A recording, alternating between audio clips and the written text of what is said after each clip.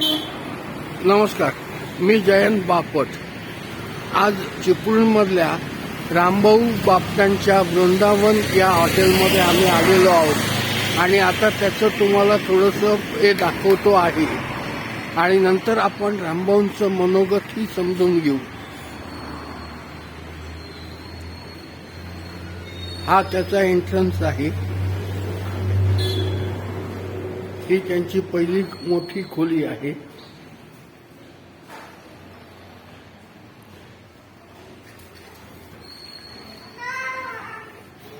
हे दर्शनी भागातले त्यांचे देवघर आहे. इथून पुढे आलो आपण की हे त्यांचं रिसेप्शन काउंटर आहे.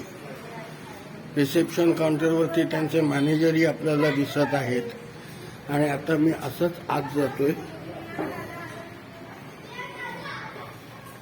आणि पुढील भागामध्ये या सगळ्या दोन्ही बाजूला आपल्याला रूम्स दिसत आहेत.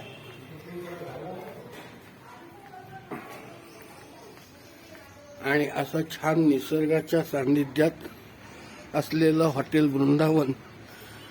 आणि हे आहेत रामभाऊ बापट. आता आपण त्यांच्याकडनंच त्यांचं मनोगत जाणून घेऊ. मी राम बापट, आमचं मूळ गाव पेडांबे. आम्ही बाजारात गांधी चौकामध्ये आमचं विजय हॉटेल आमच्या वडिलांनी सुरू केलं. त्यानंतर आम्ही वयाच्या 16व्या वर्षी ती हॉटेलला जॉईन झालो. त्यानंतर साधारण 85 साली आम्ही हॉटेल वृंदावन चालू केलं. हे हॉटेल चालू करताना आम्ही एकदम सगळं हॉटेल न उभं करता थोडं थोडं असं वाढवीत गेलो आणि साधारण 3 वर्षानंतर आमचं ते प्रोजेक्ट आमचा पूर्णत्वास गेला. आणि हॉटेलची सुरुवात ज्यावेळेस झाली त्यावेळेस आमच्याकडे दुर्वांच्या जोडीची कंपनी बाळासाहेब कोलटकर यांची कंपनी पहिली उतरली. त्यानंतर सगळ्या नाटकवाल्यांचा ओघ आमच्याकडे सुरू झाला आणि जुने नवे सगळे कलाकार आमच्या या हॉटेलमध्ये राहून गेलेले आहेत. अगदी प्रभाकर फणशीकर, मधुकर तोरणमल, निळू फुले सगळे आणि आजपर्यंतची पुढची सगळी जी मंडळी आहेत नाट्यक्षेत्रातली ती सगळी इथे राहून गेलेली आहेत. आणि या नाटकवाल्या मंडळींनी आम्हाला या धंद्यासाठी चांगली साथ दिली. सुदैवाने आमच्याकडे MIDC जोरात असल्यामुळे MIDCच्या लोकांचे पण ओघ इथे आमच्या इथे सुरू झाला आणि गेली आता जवळपास 40 वर्ष आम्ही हा उद्योग यशस्वीपणे सांभाळत चालू ठेवलेला आहे. हा उद्योग करताना भरपूर मेहनत करावी लागली आणि हे सगळं उभं करताना आम्हाला शून्यातूनच उभं करावं लागलं. हे सगळं करीत असताना आमचे परिश्रम, सचोटी, स्वच्छता, नियमितपणा, आमचं एकंदर वागणं, बोलणं, गोड बोलणं या धंद्यासाठी आम्हाला ते उपयोगात आलं. आणि आजही आमच्याकडे या सगळ्या स्पर्धेच्या युगामध्ये हा सगळा व्यवसाय आम्हाला अजूनही आम्ही नीट सांभाळतोय. चांगलं चाललेलं आहे पण त्याच्याकरता सचोटी मात्र लागते. स्वच्छता जर नियमितपणे ठेवली तर लोकांचा ओघ आपसुकीच चालू राहतो. आणि फार मोठे दिग्गज लोक इथे येऊन आमच्या इथे राहून गेलेले आहेत. आजही माझ्याकडे काही कलावंत आहेत, आजही मुक्कामाला आहेत. आमचे विसुभाऊ बापट इथे आलेले आहेत, त्यांचा कालपासून सहवास आम्हाला लाभला आहे आणि हे सगळं उत्तम चाललेलं आहे. त्यानंतर आमचं हायवेला पण एक हॉटेल आहे वैभव नावाचं. तिथेही खाली रेस्टॉरंट आहे, वरती लॉज आहे. तो व्यवसायही आमचा उत्तम चाललेला आहे. बाजारातलं आमचं जे जुनं हॉटेल आहे तिथे मला थोडा वेळ जावं लागतं, तिथेही मी जातो. तो आमचा मूळ धंदा असल्यामुळे त्या धंद्यातही आम्हाला चांगलं यश आहे. तिथलाही ओघ आमच्याकडे अजूनही चांगल्या प्रकारे आहे. आणि या चिपळूण शहरामध्ये आमच्या बापट बंधूंचं बऱ्यापैकी नाव आहे. त्यामुळे आम्हाला ह्या उद्योगाला चांगला उपयोग होतो त्याचा आणि सगळं व्यवस्थित चाललेलं आहे, काही अडचण नाही.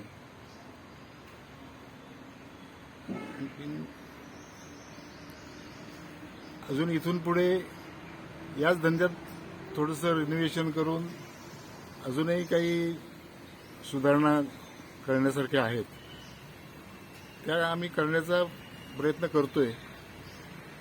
फक्त हे चालू धंद्यामधून हे सगळं करताना थोडा वेळ जातो, पण ते आम्ही लवकरच करून हा नियमितपणा जपण्याचा जास्तीत जास्त प्रयत्न आम्ही करणार आहोत. लोकांचं अफाट प्रेम आमच्यावरती आहे. या कलाकार मंडळीने तर आम्हाला या व्यवसायात खरं म्हणजे भरपूर सहकार्य करून आम्हाला मोठा त्यांचाच मोठा वाटा आहे याच्यामध्ये. त्या लोकांनी आम्हाला भरपूर नावारूपाला आणलं नाही आणि माझ्याकडे आजही येणारे कस्टमर हे चांगल्या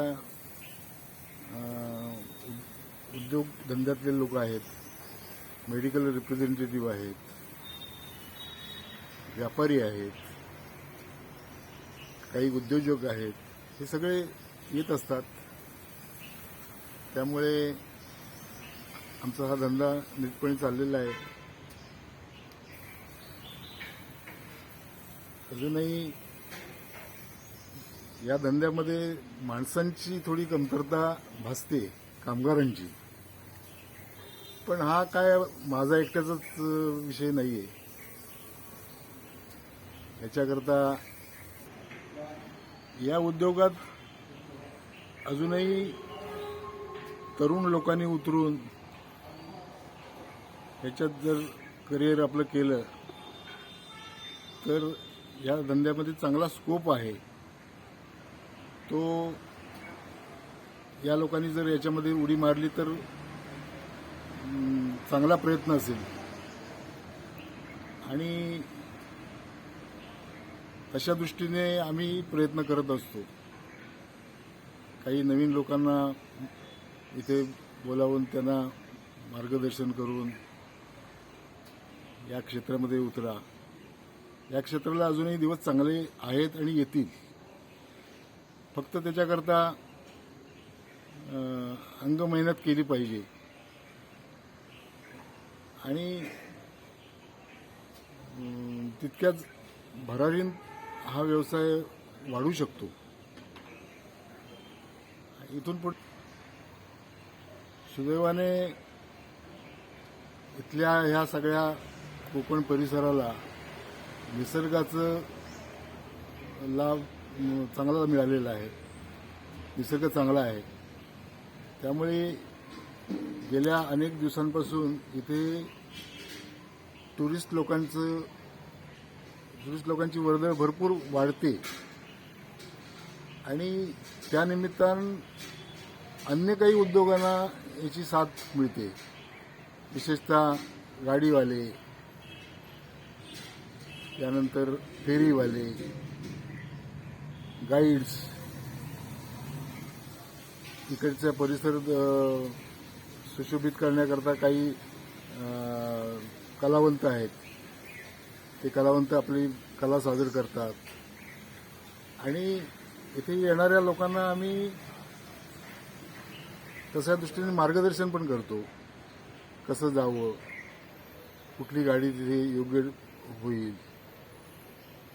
त्यानंतर इथून सोयीस्कर मार्ग कसे आहेत, जेटी वगैरे आपल्याकडे आहे, म्हणजे कमीत कमी प्रवास करून जास्तीत जास्त निसर्गाचा लाभ कसा घेता येईल अशा दृष्टीने मार्गदर्शन आम्ही करीत असतो. काही तरुण मंडळींना याच्यात बोलावून त्यांनाही प्रोत्साहित करत असतो आणि इथून पुढे टुरिझमसाठी हा परिसर नक्कीच चांगला आहे आणि याच्यात अजूनही भरपूर वाढ होऊ शकते आणि तशा दृष्टीने आम्ही इथे प्रयत्न करत असतो.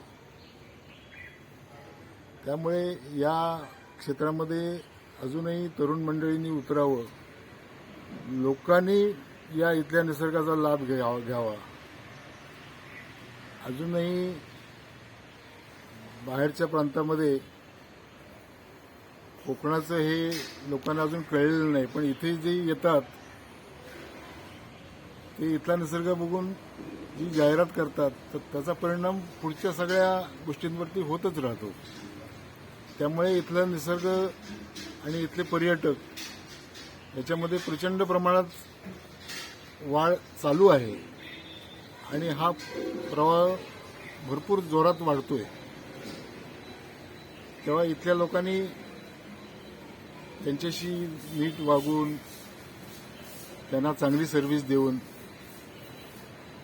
येणाऱ्या जे पर्यटक आहेत हे कसे वाढतील अशा दृष्टीने प्रयत्न करणं गरजेचं आहे आणि ते तसं चालू आहे. इथले आधी इथे येणारे जे पर्यटक आहेत त्यांना जास्तीत जास्त चांगली सर्व्हिस कशी देता येईल याच्यासाठी आम्ही प्रयत्न करत असतो. त्यांना कमीत कमी वेळामध्ये जास्तीत जास्त निसर्गाचा लाभ कसा घेता येईल यासाठी आम्ही इथून प्रयत्न करत असतो. आणखीन काही तरुण मंडळींना याच्यामध्ये कसं अजूनही घेता येईल अशा दृष्टीने प्रयत्न करून आम्ही हे सगळं जोपासतोय.